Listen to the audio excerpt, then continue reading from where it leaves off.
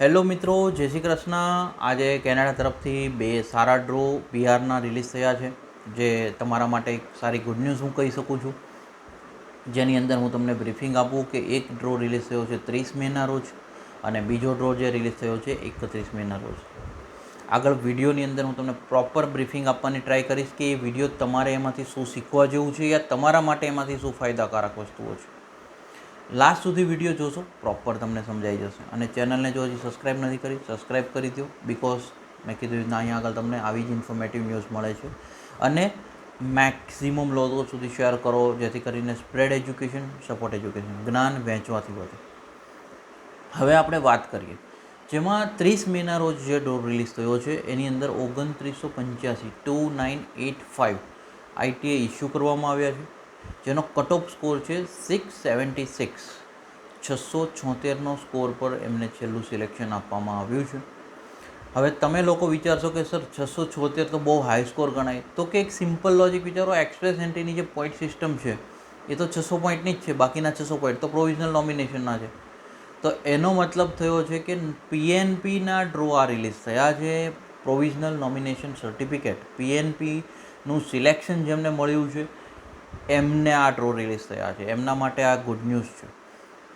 હવે હું તમને વાત કરું કે મેં તમને એક બ્રીફિંગ આપ્યું હતું કે જ્યાં માર્ક મિલર, ફેડરલ ગવર્મેન્ટના જે ઇમિગ્રેશન ઓફિસર છે, જસ્ટિન ટ્રુડોના સ્ટેટમેન્ટ્સ આવતા હતા। આ વાત પરથી એક વસ્તુ ક્લિયર દેખાઈ રહી હતી કે જ્યાં આગળ કેનેડા ફોકસ કરે છે પ્રોવિઝની ડિમાન્ડ જે છે એ પ્રમાણે પીઆરના ડ્રો રિલીઝ કરવાની, અને એટલા માટે જ તે કે 24 એપ્રિલના જે ડ્રો લાસ્ટ રિલીઝ થયો એ બાદ આખો મહિનો નીકળી ગયો પણ એક બી ડ્રો એક્સપ્રેસ એન્ટ્રીનો રિલીઝ નહોતો થયો। લોકોમાં નેગેટિવિટી બી આવવાની ચાલુ થઈ હતી કે હવે કેમ ડ્રો નથી થઈ રહ્યા, શું ડ્રો થશે। ત્યારે બી મેં તમને એક વિડીયો રિલીઝ કર્યો હતો કે કેનેડાનું ફોકસ પીઆર પર છે તો નિશ્ચિંત રહો।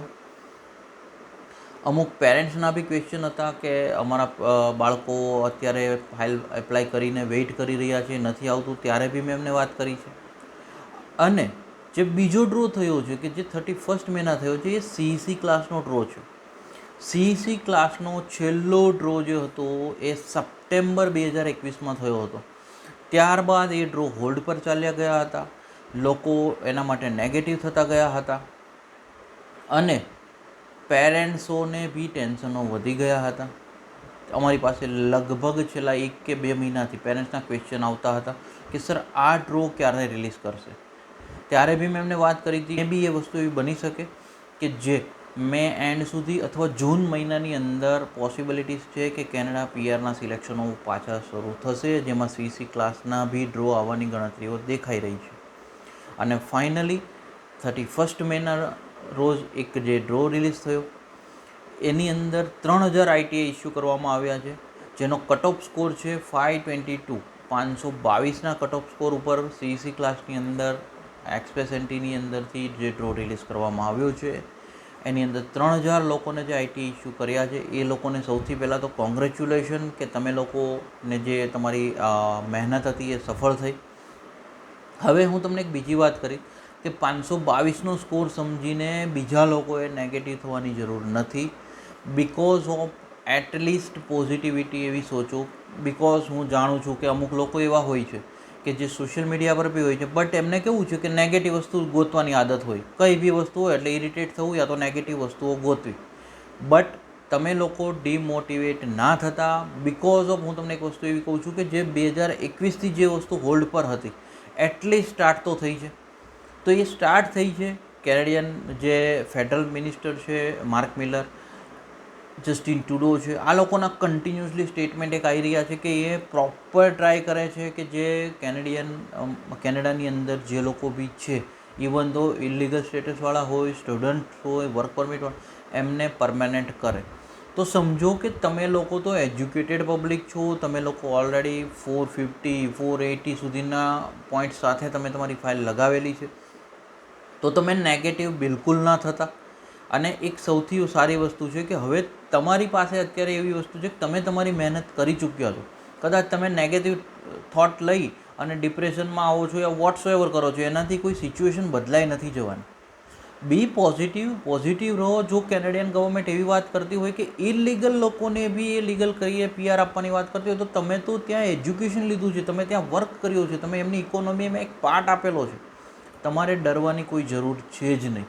બસ પોઝિટિવ રહો. અને હું તમને કહું છું કે જે મને એક રિસર્ચ પ્રમાણે લાગે છે, ડ્રોઝનું સિલેક્શન નીચે આવી શકે છે, પોઈન્ટ સિલેક્શનો નીચે આવી શકે છે. અને હજી એક હું તમારી સાથે એક બ્રીફિંગ વિડીયો બી રિલીઝ કરવાનો છું, જેમાં મેં મારું એક રિસર્ચ કર્યું છે અને હું તમારી સાથે એક એ રિસર્ચના કી પોઈન્ટ્સ કે જેમાં જેટલા બી પેરેન્ટ્સ અથવા સ્ટુડન્ટો અત્યારે વન ટાઈપ ઓફ ગભરાયેલા છે, યા તો એમનો ટેન્શનમાં છે કે ભાઈ ઓબ્વિયસ છે, અને એ આવે એ ટેન્શન બિકોઝ ઓફ આટલા ટાઈમથી સિલેક્શન ના આવ્યું, એટલી મહેનત કરી હોય અને PRનું વેઇટિંગ કરતા હોય, ત્યારે એ ટેન્શન આવે. બટ હું ટ્રાય કરીશ કે બને એટલા કી પોઈન્ટ્સ હું તમને સમજાવું અને એના થ્રુ બી તમારું જે બી છે ટેન્શન છે દૂર કરવાની હું કોશિશ કરીશ. અને તમારો સપોર્ટ આ જ રીતે આપતા રહેજો. Spread education, support education. અને તમારા કોઈ ક્વેશ્ચન છે તમે કોમેન્ટ સેક્શનમાં પૂછી શકો છો. Thank you so much. જય હિન્દ, જય ભારત.